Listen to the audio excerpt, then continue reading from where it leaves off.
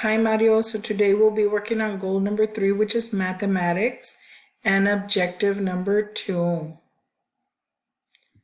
So go ahead and look for remember we're going to do area this time. So the area is how many square units are inside, like the square. So always remember that you multiply the two corners, which will be 5 times 3 is 15. So let's start with this worksheet number 1. So what are you going to multiply? 8 times 3. And that is your answer. So go ahead and do the rest of the problems. Remember, you just need to multiply two sides since we are looking for the area.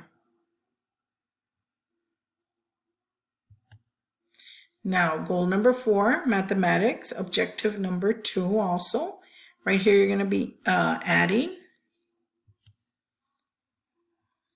So let's start with number 1. 31 plus 99. Okay, so we're going to start with this side first. 1 plus 9 is 10.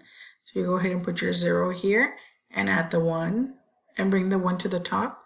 So 9 plus 3 plus 1 is 13. So we'll put 13. So your answer is 130.